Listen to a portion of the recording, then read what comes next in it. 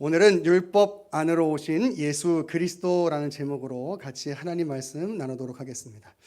여러분 최근에 자유롭다, 내가 자유롭게 살 수 있다라는 것에 대해서 여러분 생각해 보신 적이 있으신지 모르겠어요. 얼마 전 국가의 여러 가지 어려운 비상 사태 때문에 그런 생각을 해보신 분들도 계셨을 것 같아요. 내가 무언가에 얽매여 있다는 것, 그것이 참 나를 위한 일이라고 할지라도 그것이 참 얼마나 힘든 일인가. 여러분 그렇잖아요. 우리가 뭐 직장 생활을 하면서도 그것은 어떻게 보면 내 삶을 위한 일일 수도 있는데 힘든 건 힘든 거예요, 그죠? 내가 무언가에 얽매여 있다는 것, 여러분 그건 굉장히 힘든 일이에요. 왜 그럴까? 인간 안에는 여러분 본성 안에 내가 왕이고 싶은 마음이 있기 때문이에요. 여러분 결국 성경의 모든 이야기, 죄와 하나님 사이의 그 모든 이야기는 누가 왕이냐의 싸움인 것이거든요, 사실. 우리 사사기 21장 25절에 말하는 것처럼 다 각자 자기 소견에 옳은 대로 행하게 되는 것. 여러분 그것이 바로 우리 모든 인간 안에 가지는 죄의 본성의 산물들이에요. 여러분 그렇잖아요. 좀 어느 무리에 있으면 거기서 내가 왕이고 싶은 거예요. 내가 하고 싶은 대로 하고 싶은 거예요. 여러분 교회에서도 목사가 내가 하고 싶은 대로 하려고 한다면 여러분 그것은 목사가 왕이고 싶은 거예요. 가정에서 엄마가 아빠가 하고 싶은 대로 하려고 한다면 여러분 그것은 내가 왕이고 싶은 거예요. 부부간의 관계 속에서도 내가 하고 싶은 걸 하고 싶어 하고 내가 내 마음만 주장하려고 한다면, 내 익숙함만 주장하려고 한다면 여러분 그것은 내가 왕이고 싶은 거예요. 여러분 그것이 바로 인간이 가지는 본성이에요. 여러분 그런데 그 본성 안에서 무언가에 얽매여 있다라는 것, 그러니까 얼마나 힘든 일이겠습니까? 무언가의 지배를 받으면서 살아간다는 것, 그것이 얼마나 힘든 일이겠냐라는 거예요. 그런데 여러분 그 얽매임이, 그 지배가 우리에게 영원한 기쁨을 박탈하고 영원한 형벌을 주는 것이라면 얼마나 고통스럽고 얼마나 두려운 것일까? 여러분 그것이 바로 우리 인간들의 삶이었습니다. 내가 해결하고 싶어도 해결할 수 없는 문제를 가지게 된 것, 그것이 바로 인간의 타락인 것이죠. 그래서 결국 우리는 우리 스스로 해결할 수 없는 그 지배와 얽매임 가운데 살 수밖에 없었던 거예요. 그리고 그렇게 살아가다 보면 결국은 우리는 어디로 가게 되냐면 영원한 고통, 영원한 형벌로 가게 되는 거예요. 그런데 그 해결할 수 없는 문제를 해결하시기 위해서 이 땅 가운데 모두 다 맞힐 수 있는 답, 누가 오셨죠? 예수 그리스도가 오신 거예요. 여러분 이 날이 바로 성탄절이지요. 우리가 이제 수요일 날 성탄 예배를 드리겠지만 저는 오늘 본문을 통해서 나의 삶에 참된 자유를 주신 그 하나님의 사랑을 다시 한번 기억해 보면서 나에게 그리스도가 이 성탄이 얼마나 귀하고 감사한 일인지를 다시 한번 새기는 오늘 이 예배가 될 수 있기를 간절히 소망합니다. 여러분 본문은요 그러나라고 하는 그 헬라어 대라고 하는 단어로 시작을 하고 있어요. 우리말 성경에는 번역이 되어 있지 않는데요, 이 그러나라고 하는 이 말은 우리가 율법의 종으로 살았던 때가 있었다, 그러나 이제는 아니다라고 이렇게 이야기하는 것이죠. 그리고 아닐 수 있는 이유에 대해서 뭐라고 얘기하고 있냐면 때가 찼다. 그래서 결국 예수 그리스도가 오신 것이다, 이렇게 본문은 설명을 하고 있는 거예요. 여러분 근데 여기 때가 찼다 할 때 이 때라고 하는 단어는요 어떤 의미가 있냐면 광주리를 채우다, 옷에 찢어진 곳을 메우다, 모모에 담다라고 하는 의미를 가지고 있어요. 여러분 즉 무언가가 채워져서 가득 차가지고 더 이상 채울 수 없는 상태, 그것을 오늘 이 바울은 이 시간적 개념으로 끌고 와서 이렇게 얘기하는 거예요. 이제 가득 차서 하나님의 구원의 계획이 완성될 때까지 가득 차서, 그래서 누가 오셨다는 거예요? 예수 그리스도가 오셨다는 거예요. 구원의 완성의 때가 되어서 이제 예수 그리스도가 오신 것이다 이렇게 얘기를 하고 있는 거예요. 여러분들 여기 아들을 보내셨다라고 이야기하는데요. 여기 아들을 보냈다라고 하는 단어는요, 어떤 의미가 있냐면 임무를 위해 보내다라는 뜻이에요. 임무를 위해 보내다, 이런 뜻이 있는 거예요. 그럼 그 임무가 무엇입니까? 바로 택자들을 향한 구원인 것이죠. 그런데 그 예수님께서 그 하나님의 계획을 완성하시기 위해서 어떻게 이 땅에 오셨는가 두 가지로 이야기하는데, 첫 번째는 여자에게서 태어나셨다. 둘 번째는 율법 아래에 나셨다라고 이야기를 하고 있습니다. 여러분, 여자에서 태어났다는 것은 많은 이야기를 할 수 있겠지만 한마디로 말하면 예수님께서 참된 인간으로 오셨다는 거예요. 그리고 율법 아래에서 나셨다는 것은 율법의 지배를 받는 자리로 오셨다는 이야기예요. 왜 하나님이신 그 예수님이 율법의 지배를 받는 자리로 오셨을까? 5절에서 그 이유를 이야기하는데, 첫 번째는 율법 아래에 있는 자들을 속량하시기 위해서, 두 번째는 아들의 명분을 얻게 하기 위해서라고 이야기하고 있습니다. 여러분, 속량, 이 속량이라는 단어가 무슨 뜻이냐면요, 제가 왜 말씀 서두에 자유란 이야기를 했냐면 이것이 바로 자유롭게 하다라는 의미를 갖고 있는 단어이기 때문이에요. 여러분, 인간들은요 율법의 지배로부터 자유로울 수 없는 존재였어요. 그런데 예수 그리스도의 오심을 통해서 이제 율법으로부터 완전한 자유를 얻게 된 것이죠. 여러분, 이것이 바로 하나님의 구원, 예수 그리스도의 성육신이 담고 있는 의미인 것이에요.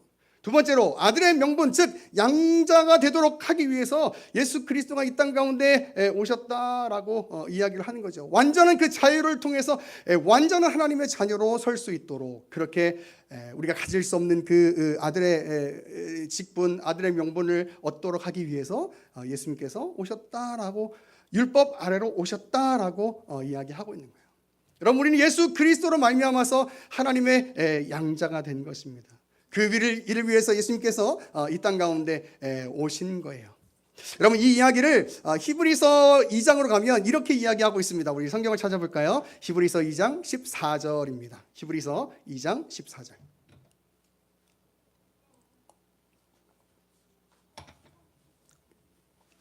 신약성경 히브리서 2장 14절부터 보겠습니다.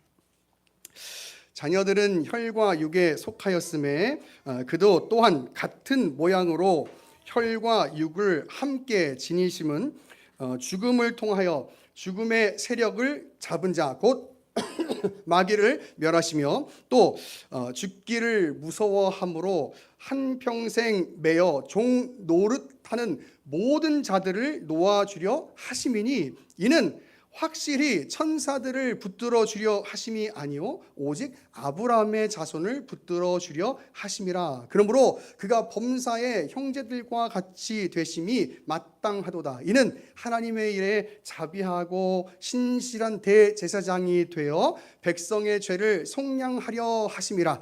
그가 시험을 받아 고난을 당하셨은즉 시험 받는 자들을 능히 도우실 수 있느니라. 아멘.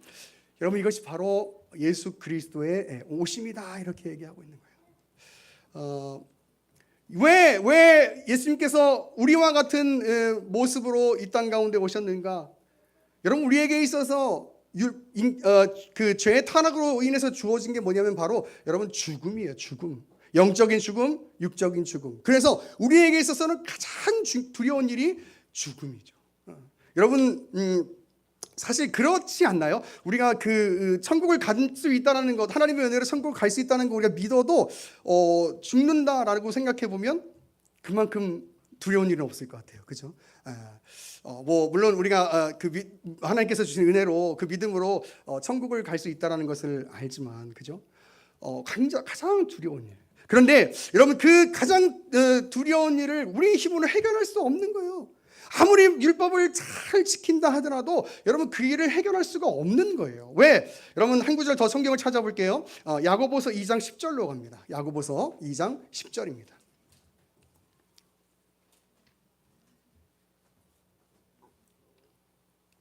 야고보서 2장 10절. 제가 읽어볼게요.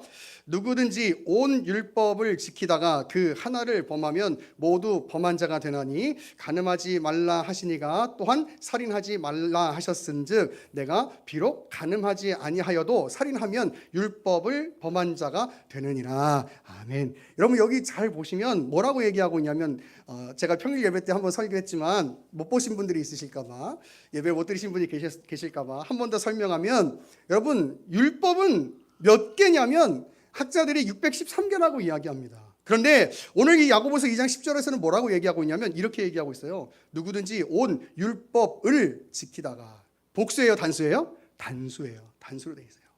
이 얘기는 무슨 얘기냐면 율법은 하나로 묶여 있다는 이야기예요. 그래서 여러분 율법에 있어서 가장 우리에게 좋은 일을 해줄 수 있는 그 기능은 뭐냐면, 율법을 완전히 다 지켜가지고 그래 너는 이제 완전히 죄가 없는 완전 무결한 존재야, 그래서 너는 하나님의 나라에 갈 수 있어 라고 선언해 줄 수 있는 기능, 여러분 그게 율법이에요. 그런데 이 땅 가운데 그 율법을 다 지킬 수 있는 사람이 있다 없다? 없다. 여러분 그래서 예를 들면은 뭐 율법이 10개인데 613개인데 그중에 612개를 지키고 613개 하나를 지키지 못해도 그건 하나님 앞에 죄를 짓고 있는 거예요. 죄를 짓고 있는 거예요. 여러분 이게 우리가 지금 오늘 이 야고보서 2장 11절이 무슨 살인, 간음 이런 거 얘기하고 있으니까 굉장히 죄가 커 보이지만, 여러분 우리가 지을 수 있는 그 죄를 여기다 한번 이렇게 대입해 보세요. 예를 들면 미움, 또 이기심, 또 질투심, 또 뭐 여러 가지가 있을 거 아니에요. 욕심, 그죠? 거짓, 뭐 여러 가지가 있을 거예요. 여러분 그거 한번 대입해 보세요. 이 땅에 율법을 다 지킬 수 있는 사람은 아무도 없어요. 그 이야기는 무슨 얘기냐면 율법으로 해결할 수 없는 문제였다는 거예요. 율법으로 해결할 수 없는 문제. 그래서 누가 오셨다고요? 예수 그리스도가 이 땅에 오셨다고요. 인간의 그 모든 죄를 대신 짊어지시고 인간들에게는 그 구원과 자유를 허락해 주신 거예요. 저희가 에필로그 그 사역 가면서 막 그런 얘기 했어요. 야, 뭐 우리 만약에 막 계엄이 있고 그랬으면은 우리 이거 막 대구도 집회도 못 가고 교회도 못 모이고 그랬겠다.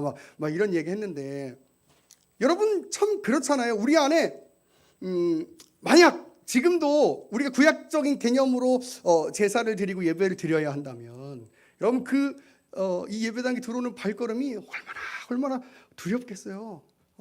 어떻게 될지 모르잖아요. 나는 회개했다고 회개했는데 그 죄가 어떻게 이게 남아 있을지도 모르는 거야. 그래서 막 교회 딱 문을 열고 안녕하세요 하고 저렇게 문을 탁 닫고 이제 발을 딛는 순간 찌고 이러면 여러분 무서운 일이에요. 무서운 일. 그런데 지금 우리는 그렇게 예배하지 않고 있어요.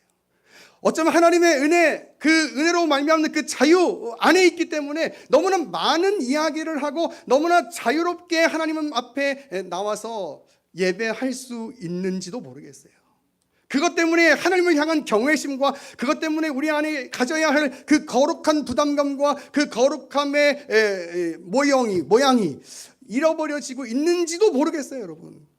그런데 너무나 감사한 건, 그렇게 부족하고 연약한 우리를 위하여, 다 율법을 완전히 지킬 수 없는, 행할 수 없는 우리를 위하여 예수님께서 이 땅 가운데 오셔서, 그 예수님이 율법 안으로 들어오셔서 그 율법의 모든 그 메인 것들을 다 담당하시고, 그 율법의 모든 책임들을 다 담당하시고 십자가에 죽으시고 부활하셔서 우리로 하여금 자유로운 그 구원의 은혜를 누리며 살아갈 수 있도록 만들어 주시는 거예요.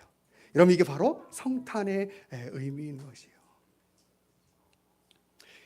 그런데 여러분, 예수님께서 이 땅 가운데 오셨고 우리와 같은 모습으로 오셨고, 또 그래서 그 여자의 몸을 통해서 이 땅 가운데 오시게 되었지만, 여러분 그러나 예수님께서는 뭐가 없으셨을까요? 죄가 없으셨어요. 히브리서 4장 14절 15절 보면 이렇게 이야기합니다. 그러므로 우리에게 큰 대사장이 계시니 승천하시니 곧 하나님의 아들 예수시라. 우리가 믿는 도리를 굳게 잡을지어다.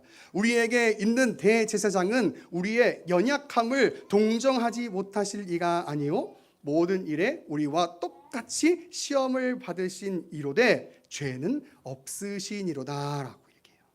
죄 없으신 그분, 인간의 번성의 방법으로 이 땅에 오시지 않고 성령의 잉태하심을 통하여 그래서 여자의 몸을 빌어서 이 땅에 오신 그 예수 그리스도, 그분은 죄가 없으신 분이기 때문에 그 모든 율법의 책임, 그 의무, 그 지배 아래 계셨지만 그러나 그 모든 부분들을 다 감당하실 수 있는 분이셨다는 거예요.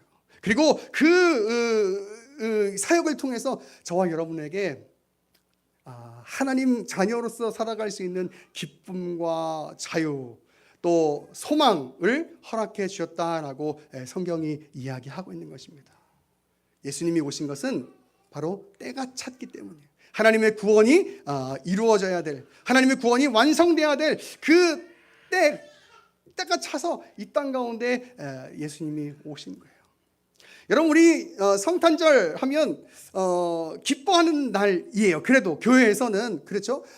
그런데 단지 여러분, 성탄절이라고 하는 것이 어떤 행사나 또 선물이나 그런 것으로 기뻐하는 쪽도 좋겠지만 교회 안에서 교제하면서, 그런데 그 안에서 우리가 잃어버리지 말아야 할 마음이 있어요. 그건 뭐냐면 얽매일 수밖에 없고 지배받는 존재로, 종과 같은 존재로 살아갈 수밖에 없는 그 삶이, 그 삶의 방향이, 그 지향이 이 영원한 고통, 영원한 형벌일 수밖에 없는 그런 우리를 완전한 자유, 완전한 행복, 완전한 기쁨을 허락하시기 위해서, 그곳으로 인도하시기 위해서 예수님께서 오셨다는 것, 여러분, 그것 때문에 기뻐할 수 있기를 소망하고 그것 때문에 감사할 수 있기를 소망합니다.